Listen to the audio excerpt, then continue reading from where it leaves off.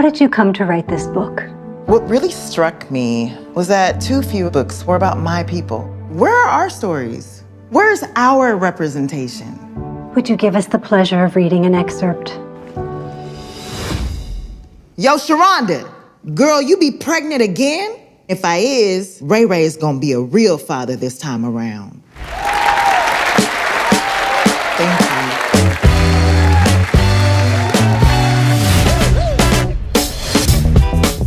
Monk, your books are good, but they're not popular. Editors, they want a black book. They have a black book. I'm black, and it's my book. You know what I mean. Look at what they publish.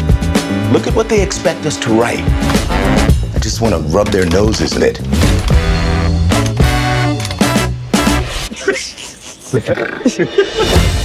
I be standing outside in the night. Deadbeat dads, rappers, crack. You said you wanted black stuff. That's black, right? I see what you're doing. We sold your book. No. We believe Mr. Lee has written a bestseller. It's a joke. The most lucrative joke you've ever told. Now, is Stag a pseudonym? Yeah. Mr. Lee can't use his real name. Is this based on your actual life? Yeah, you think some bitch-ass college boy can come up with that shit? No, I don't. Can I ask what you were in for? Was it murder? You said that, not me. They ran 300,000 copies. Your books change people's lives. They're offering $4 million for movie rights. Yes! The dumber I behave, the richer I get. This has gone too far. Stag Arley is still on the run from authorities. You haven't done anything. It's not like they can arrest you. Wish I could go back to not selling books. Is it bad to cater to people's tastes? People want to love you, Monk. You should let them love all of you. There's already so much buzz because of the movie deal. Michael B. Jordan is circling. We want to put him on the cover in one of those scarves, I guess you would call them, tied around his head. A do-rag? Do-rag, that's it. Do-rag and a tank top with the muscles showing. Somebody call the fire department.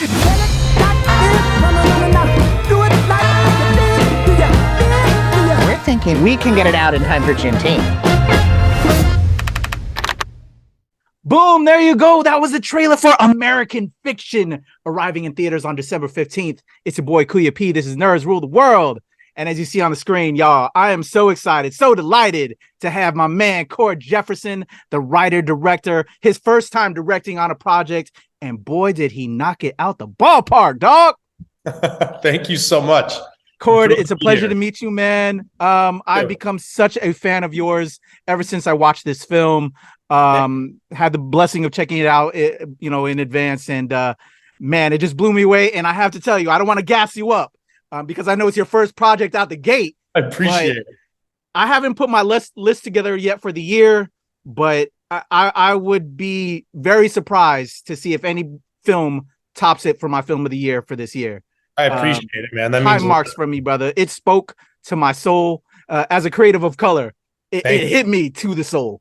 And that leads me to my first question, man. I know this is based on a book, Erasure by Percival Everett, I believe. Yeah. When you discovered this book and you were like, okay, I'm gonna make this my directorial debut. Just if you can give me that light bulb moment, you saw this and like, okay, I want to take this to the next level because I see this as a full feature and I could put my stamp on it. Yeah, I mean, I felt the way that you felt. Like it spoke to my soul. That's a good way of putting it. It really did. It was it resonated with me in a way that no piece of art ever had before. It was just, it felt, I felt like it was a book written specifically for me. It wasn't just sort of like the issues of what it means to be a creator of color and sort of like the expectations that people put on creatives of color and what we can and can't say and sort of like the limitations that they put on what our lives look like. But it was also, I have two siblings that sort of like I've had a struggling relationship with sometimes. We have a very overbearing father who looms large in our life and always will loom large in our life. My mother, wasn't suffering the way that the mother was in this movie, but my mother died of cancer 8 years ago. And I sort of like moved home to take care of her the way that Monk moves home to take care of his mother. So there was just sort of like a lot of overlap from the book in my life. And it really, you put it perfectly. It spoke to my soul. Yes. I feel you in all the love on that. So adapting this work, and I had the pleasure of also being part of the press conference. When you did the trailer announcement, which was dope, that's when I knew I was like, oh my gosh, I'm gonna love this film. So, you're adapting Percival Everett, and you're putting your own stamp on it. I haven't had the pleasure of reading the book now, but now because of this film, I want to read the book and also see kind of really what you did to turn it into this piece of work. Can you tell me on the adaptation, was there things that were left out that you wish you could have put in, but also just your stamp? I'd love to know that. Yeah, so there was, the goal is to streamline the book, because the great thing about novels is they can get sort of discursive and weird, and they can go into different directions that a movie can't necessarily go, at least a movie with a limited budget and a limited sort of amount of time. And so I really had to streamline what was already existed in the text. And so cut away, like for instance, the original script had like 5 flashbacks in it, and sort of like went back to the childhood so you could see how these siblings became the way that they became, and sort of like you could meet the father figure that sort of like had a big impact on their life. And I realized that at a certain point, like we didn't have the time or the money to do that, because shooting things in, flashbacks, you need to buy a bunch of period costumes and stuff. So I just had to sort of streamline all that stuff while keeping the spirit of the book alive. And to me, the spirit of the book was this thing that was both funny and sad, and, dealt with sort of like these professional issues, but also a lot of these personal issues that also was a little surreal at times, and sort of like had this like kind of fantastical element to it, and was a little metatextual. So I kept the sort of like meta-ness. I tried to keep that kind of spirit alive in the film, and sort of like make it cinematic, without dropping away everything that made the book what it was. Love it. All right. So great source material, great man behind the camera directing this thing for his directorial debut. Again, Cord, I'm such a fan of yours now, brother. Thank you. But you had a festival of riches of a cast, man. Yeah. Wow. Oh God. Amazing. Jeffrey Wright, Sterling K. Brown. Can you tell me about this amazing cast of yours? Yeah, man. I knew that I wanted Jeffrey Wright so quickly that I started reading the book in his voice when I was still reading the novel. Like I started thinking of the character of Monk as Jeffrey while I was still reading the source material. So I knew I wanted him right away. And so he's the first person that I went to as soon as the script was done. He and I spoke for like 2 or 3 months, and sort of like he asked me a lot of questions about what I wanted the tone of the movie to be, and what actors I was sort of like thinking of for the other roles, and just really probed the material pretty deeply. And then once he signed on, everything became easier, and sort of especially casting became easier, because all these other actors were like, whoa, Jeffrey Wright's in this? Like, I want to work with Jeffrey Wright. Like, the script aside or whatever, it's just like, I want to work with Jeffrey, because everybody kind of agrees that Jeffrey is, this remarkable actor. And, then it was like, then I started sending the script out to everybody, and I was like, well, there's no way Sterling is going to say yes to this, but like, let's send it to him. And then Sterling said yes. And I was like, well, there's no way Tracy's going to say yes to this. And then Tracy said yes. And it was like, what? And then Eric Alexander, I've loved her since Living Single back in the day. Like, she was a huge part of my childhood TV viewing. And I was like, well, Eric Alexander is going to say no. And Eric Alexander said yes. And it just started like Leslie Uggams and John Ortiz and Adam Brody. Like, we just started getting this like powerhouse, Issa Rae. Like, we just started getting these like massive sort of like list of names in a way that I honestly I was not expecting this at all. And it made my job that much easier. We just had this incredible cast that had such incredible pedigrees, but also that they were just super collaborative. They were just really excited to work with me and the other actors, and sort of like they were really excited about the material. And I think that,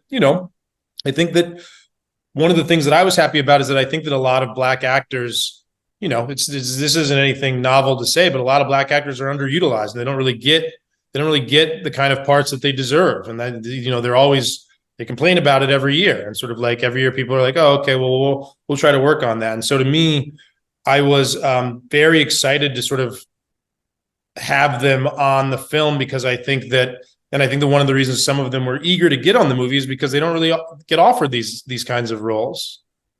So very true, man. It spoke to my soul. As soon as I got home from the screening, I was like, babe, She knows I watch like 3-4 films a week because I do entertainment picks for the radio. And once amazing. this drops on the weekend, that it drops December 15th here in DC on WTOP FM radio, I'm going to be screaming about this film to the heavens to get everybody out to see this, sir. But yeah, pulled up the trailer. I was like, babe, you got to see this. And the first thing she said, I have to say, she's Black, I'm Filipino. She was like, please tell me tell me our people did this. I was like, yes, because we're always apprehensive with our portrayals and everything. And of course. she's so happy. She's excited to see it. But just to close this out, Cord, I'm a fan. I'm gonna be cheering this all the way to the award season.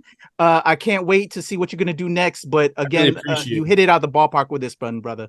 I really appreciate that. That means it means a lot to me. Thank you so much. And I'm excited. We got to get your girlfriend into a screening soon.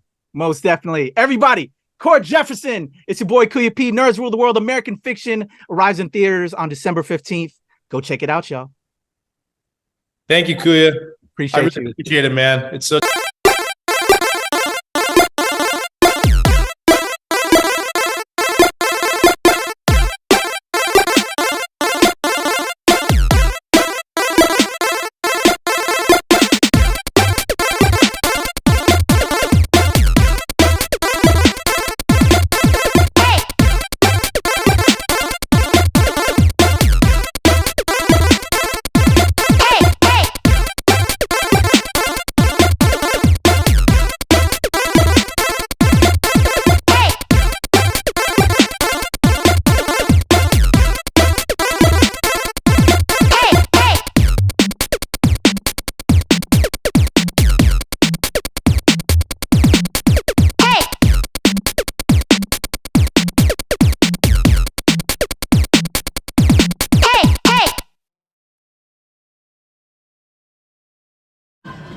What's going on, world? It's your boy Kuya P. Nerds Rule the World.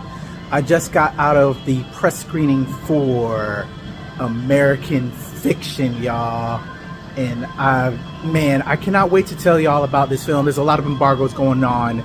So right now, just to give you my initial thoughts coming out this joint, probably my favorite film of the year, y'all. I know I gotta like sit down, look at it all, see what all came out, but coming out this piece, I absolutely enjoyed it. So good. Jeffrey Wright, Sterling K. Brown, Tracy Ellis Ross, Erica Alexander, and written and directed by Cord Jefferson. First time for him on this. And what a film, y'all. I'm going to be digging into it, doing a full review when I can put that out. But thoughts coming out the joint, fire. It's lit. Favorite film of the year right now. Just right now. It's a joint. It's fire.